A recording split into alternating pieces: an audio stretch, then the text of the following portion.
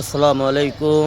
আমার প্রিয় মুসলমান বন্ধুরা, আমার মুসলমান আল্লাহর নেক বান্দাবান্দি, আমার বন্ধুরা, মা বোনেরা, জান্নাত বড় বেহতরিন, জান্নাত বড় সুন্দর।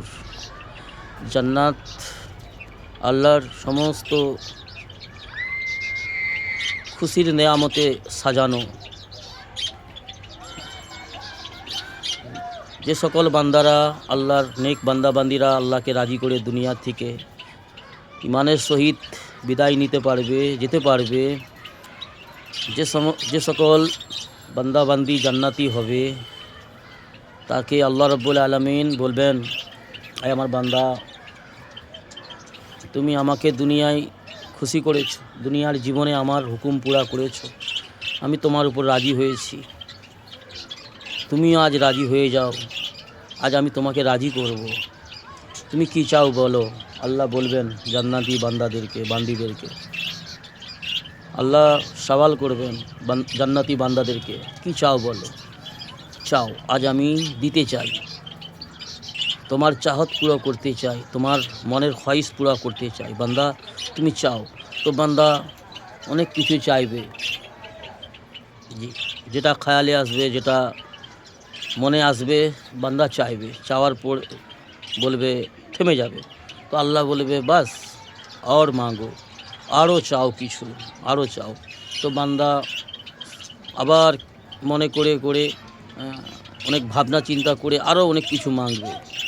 এটা দাও, ওটা দাও, আল্লাহ আমাকে এমন বড় বালাখানা দাও, প্রসাদ দাও, এতগুলো স্ত্রী দাও, এতগুলো এই দাও, বিভিন্ন আশা আকাঙ্ক্ষা আল্লাহর কাছে পেশ করবে। আল্লাহ সব দেবেন। দেওয়ার পরে বান্দা এইভাবে চাইতে চাইতে আবার চুপে যাবে। তো বান্দা চুপে যাওয়ার পরে আল্লাহ বলবে, কি হলো, থেমে গেলে কেন, আরও চাও। তো বান্দা বলবে, আল্লাহ আর কি চাইবো, আপনি তো সবই দিয়েছেন, যা চেয়েছি তাই দিয়েছেন, তো আর চাইবো কি। তখন আল্লাহ বলবে, না, আরও চাও, আরও চাও, আমি তোমাকে আরও দিতে চাই, তোমাকে আমি আরও খুশি করতে চাই, তোমাকে আরও সন্তুষ্ট করতে চাই, আরও চাও। তো সেই বান্দারা অন্যান্য জান্নাতি বান্দাদের সঙ্গে আলোচনা করে, পরামর্শ করে, কি চাওয়া যায়। তো এইভাবে আবার চাইতে শুরু করবে, আল্লাহ আমাকে এটা দাও, ওটা দাও, এই দাও, যেটা আকাঙ্ক্ষা হবে, যেটা মনের মধ্যে বাসনা হবে, বান্দা এইভাবে চাইতে থাকবে। চাইতে চাইতে চাইতে চাইতে আবার কিছুক্ষণ পরে থেমে যাবে। তো বান্দা বলবে, আল্লাহ আর কি চাইবো। তো আল্লাহ বলবে, না বান্দা, আরও চাও, আরও চাও। তখন বান্দা বলবে, আল্লাহ বাস, আমি অনেক কিছু চেয়ে নিয়েছি, আর কি চাইবো, আর কি সওয়াল করব, আমি কিছু বুঝে আসছে না।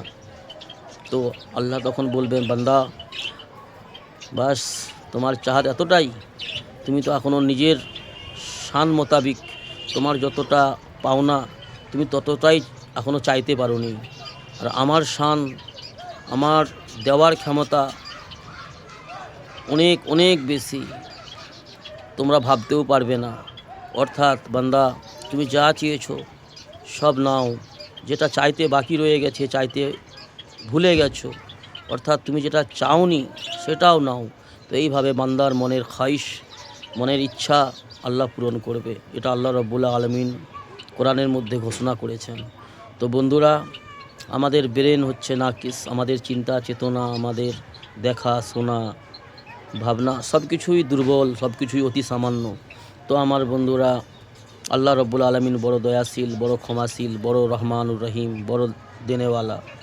সমস্ত কিছু নেয়ামত, নাজ নেয়ামতের ভাণ্ডার আল্লাহ রাব্বুল আলামিনের কাছে অফুরন্ত।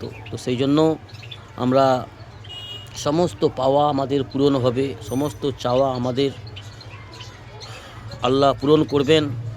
শুধুমাত্র দুনিয়ার জীবনটাকে, অতি সামান্য সময়টাকে আমরা সঠিকভাবে আল্লাহর হুকুম, জনাবে মুহাম্মদুর রাসূলুল্লাহ সাল্লাল্লাহু আলাইহি ওয়াসাল্লামের সুন্নত তরিকায় আমল করে আল্লাহকে রাজি সন্তুষ্ট করে যেতে পারলে আল্লাহ আমাদের সমস্ত খ্বাহিশ, সমস্ত অন্তরের ইরাদা আল্লাহ পূরণ করবেন। আল্লাহ রাব্বুল আলামিনের ওয়াদা, আল্লাহ কখনো ওয়াদা ভঙ্গ করেন না।